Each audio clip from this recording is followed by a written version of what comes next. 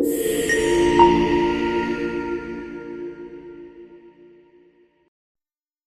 jumpa lagi bareng saya Firdaus. Kali ini saya akan berbincang di channel podcast Komdisi Makassar.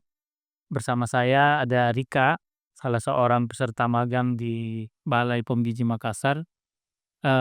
Kami akan berbincang seputar karya atau hasil penelitian dari Rika ya. Ini sangat menarik untuk kita perbincangkan. Apa kabar Rika? Alhamdulillah baik, Pak. Eh, Bagaimana latar belakang dari penelitian Rika? Oh ya, baik, Pak. Mungkin kalau dari latar belakang kebetulan ini idenya itu berasal dari keresahan kami semua sebagai orang yang tulis ini. Kebetulan kami ini orang-orang yang main game Roblox ini juga, Pak. Gamer ya? Iya, bukan juga, Pak, tapi lebih ke untuk mengisi waktu luang saja, Pak.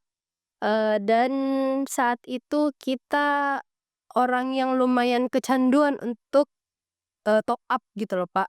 Kita menukarkan mata uang kita yang asli rupiah dengan mata uang yang ada di Roblox, namanya itu Robux, dan terfikir saja pada saat itu, bagaimana kalau misalkan ternyata yang melakukan hal seperti ini itu adalah anak-anak gitu loh. Apalagi mengingat Roblox ini pada dasarnya adalah game untuk anak-anak. Baik. Dan pada saat itu kita pikir, kita yang kiranya saja sudah di atas umur gitu, sudah di atas 18, masih impulsif gitu loh, Pak, dalam memilih untuk memakai uangnya. Bagaimana kalau misalkan anak-anak? Padahal dalam Roblox ini kan ada banyak sekali fitur-fitur yang kiranya menggiurkan gitu loh, Pak.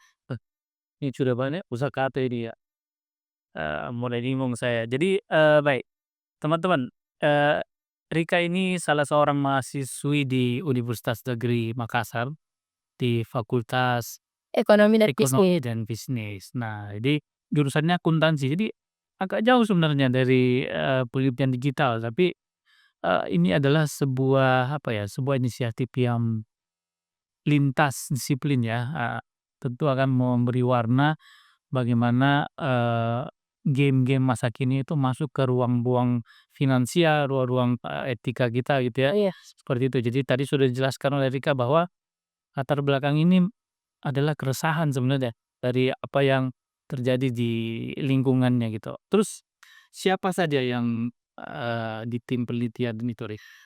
Baik, jadi di sini tuh kita ada 4 orang, Pak. Saya sama teman-temannya saya, 3 orang itu dari akuntansi, saya sendiri, terus ada teman saya namanya Andi Noranisa, Ananda Febriani, dan satu orang dari, program studi bisnis digital, namanya itu Muhammad Afiat. Dan kebetulan pembahasan terkait dengan game dan juga keuangan ini cukup bisa mencakup semua program studinya kita gitu loh, Pak. Jadi mereka, yang sangat-sangat membantulah dalam penyelesaian penelitian ini, karena kalau saya sendiri sudah pasti tidak bisa. Oke, berarti penelitian ini dilaksanakan di tahun Tahun lalu, Pak. tahun 2000 Iya, ya, berapa lama itu?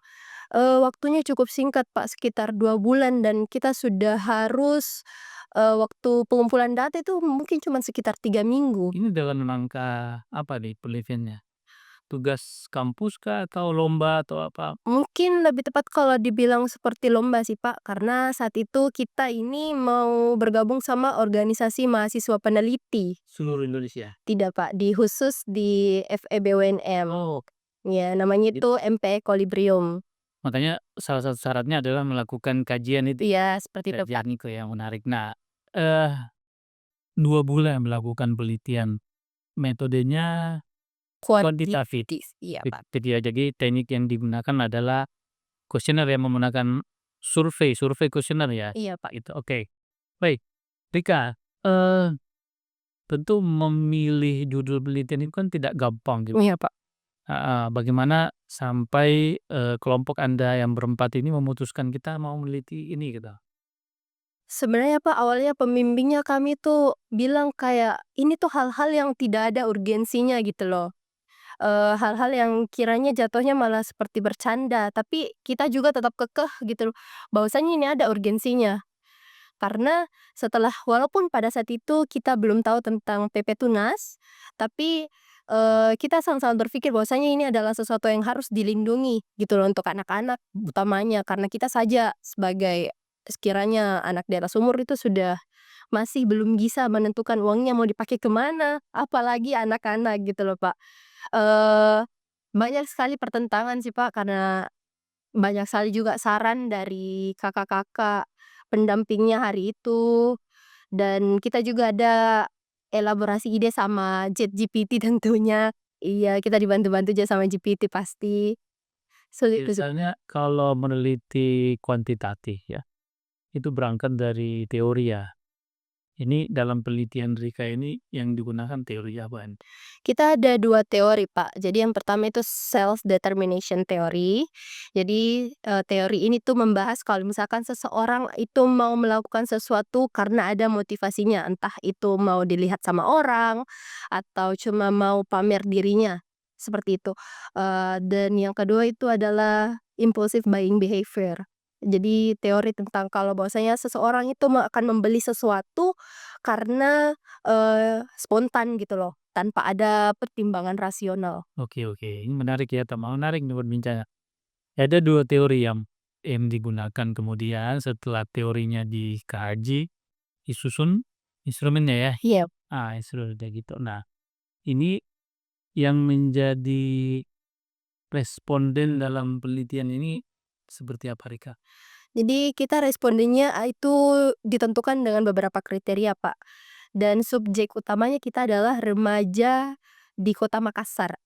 Jadi dengan Remaja itu umurnya dari berapa? Range-nya kita ambil rentang 9 sampai 17, Pak, karena dengan anggapan bahwasanya kalau umur segitu biasanya mereka sudah main game ya, sudah, biasa apalagi sekarang pasti kita biasa sekali lihat anak-anak sudah punya HP sendiri gitu loh. Dan kriteria lainnya itu seperti dia sudah bermain Roblox itu 3 bulan terakhir, terus dia juga sudah pernah melakukan pembelian di dalam aplikasi, dan usianya sih, Pak, seperti itu. total berapa respondennya? Total yang kita butuhkan itu 100, tapi pengisinya itu ada sekitar 120, Pak. Oke. Oh, sangat ini ya, cari pemain game 100 orang itu sangat mudah. Iya, Mas, sangat-sangat tidak mudah, Pak. Jadi akhirnya diputuskan judulnya apa tadi judulnya ya? Pengaruh paparan fitur gamifikasi dan impulsive buying terhadap frekuensi in-app purchase remaja pada platform Roblox di Kota Makassar. Lumayan panjang sih, Pak. Oh, intinya apa dari Indonesia? Intinya, pengaruh dari fitur gamifikasi dan juga impulsive buying terhadap frekuensi in-app purchase, pembelian di dalam 2 aplikasi. variabel itu ya? Iya. Bisa dijelaskan variabel pertama tuh, ya apa singkat aja ya? Jadi variabel pertama itu fitur gamifikasi. Rata-rata semua game itu, punya fitur gamifikasi. Maksudnya fitur-fitur yang ditawarkan sama gamenya, Pak. Misal seperti kalau di Roblox itu mungkin ada peningkatan level, atau mungkin dia kalau di Roblox itu ada namanya avatar. Avatarnya kita bisa di-custom, kita beli bajunya, kita beli aksesorisnya, hal-hal yang seperti itu yang bisa tunjukkan kalau, "Oh, ini orang tuh bagus di game," gitu loh. Lalu yang kedua adalah impulsive buying Baik. atau pembelian impulsif. Jadi mungkin ini lebih ke sisi psikologisnya juga, Pak. Mereka dalam membeli itu apakah mereka sudah pikirkan, apakah mereka sudah, pertimbangkan ini butuh atau tidak gitu loh. Dan keduanya itu, kedua impulsive buying dan juga fitur gamifikasi, kita ukur, kita hitung untuk melihat seberapa sering mereka melakukan pembelian dari aplikasi, khususnya di Roblox. Roblox ya. Iya. Nah, kira-kira dari 2 variabel ini seperti apa hasil penelitian Rika? Oh ya, baik, Pak. Kalau hasil jujur sebenarnya tidak terlalu berpengaruh variabel X1-nya, Pak. Iya, Ini iya. verifikasi itu? Iya, fitur gamifikasi. Jadi kalau misalkan secara simultan atau secara dua-duanya langsung, mereka berdua cukup berpengaruh. Tapi kalau misalkan kita lihat lagi masing-masing, ternyata fitur gamifikasi itu tidak terlalu berpengaruh. Iya, tidak terlalu signifikan. Jadi kalau fitur gamifikasi itu dia lebih ke pemantiknya gitu loh. Artinya apa itu kalau tidak pengaruh?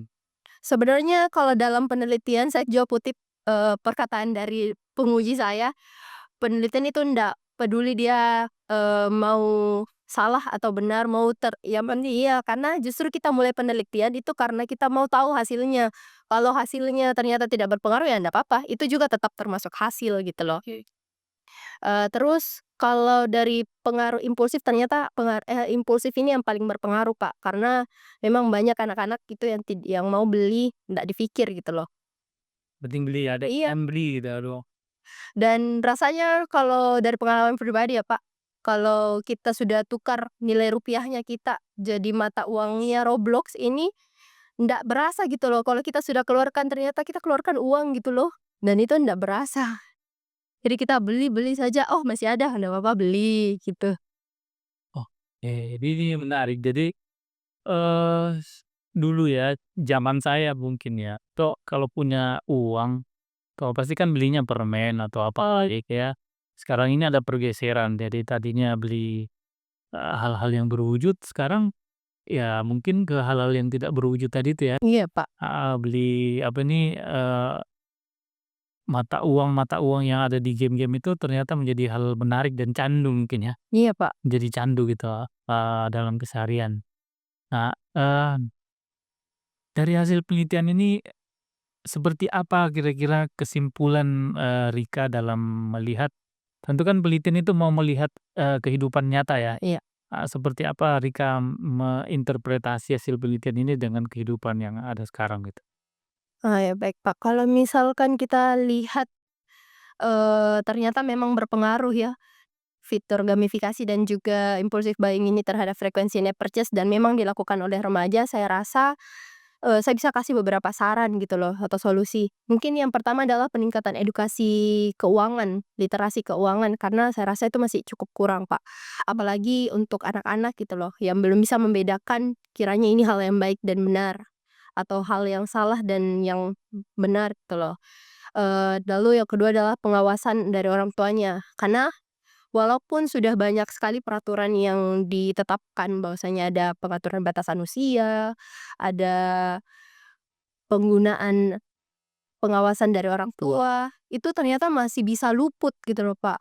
Ternyata masih butuh hal-hal yang lebih. Jadi memang betul-betul membutuhkan pendampingan dari orang tuanya gitu loh. Karena anak-anak kalau tidak didampingi kan ya, dia bisa ambil saja HP orang tuanya, ambil atau mungkin kakaknya punya, dan kita ndak tahu itu anak main apa gitu loh di dalam aplikasi di dalam HP itu.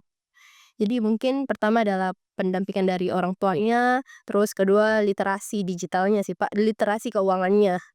Oke, ke depan tentu kan, eee, penelitian ini punya potensi untuk dilanjutkan gitu, Iya, Pak. kira-kira seperti apa Rika? Kalau di sini juga di bagian saran penelitian saya itu ada saran untuk peneliti selanjutnya, Pak. Jadi mungkin kita, bisa minta untuk libatkan sampel-sampel yang lebih besar gitu loh.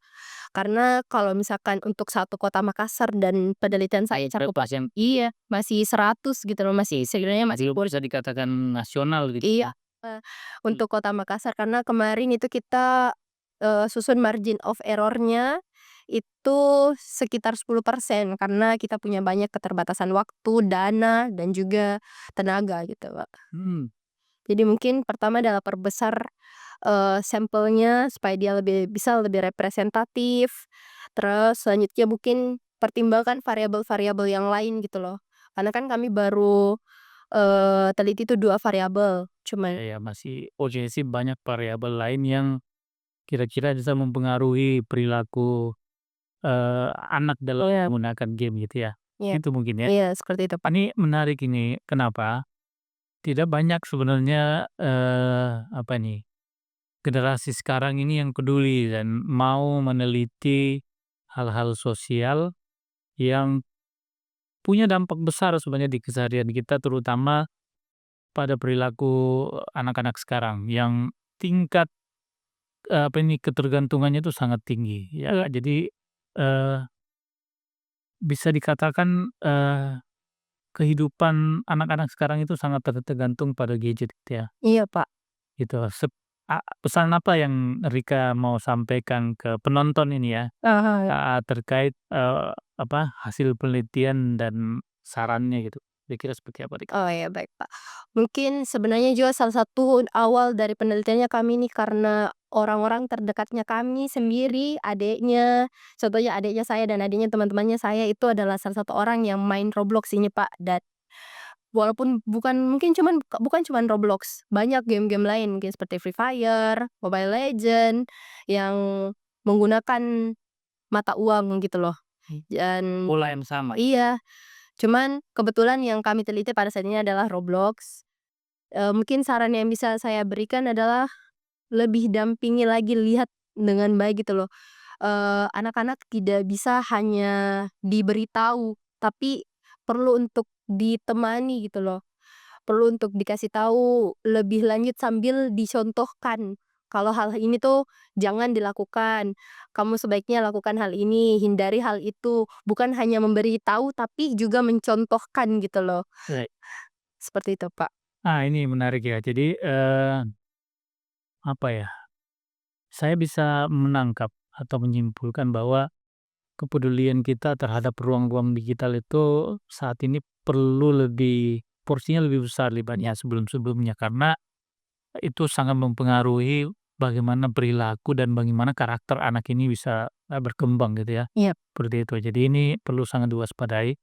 Terima kasih Rika atas, presentasi hasil penelitiannya. Semoga penelitiannya nanti ini bisa dilanjutkan dan bisa bermanfaat bagi masyarakat kita.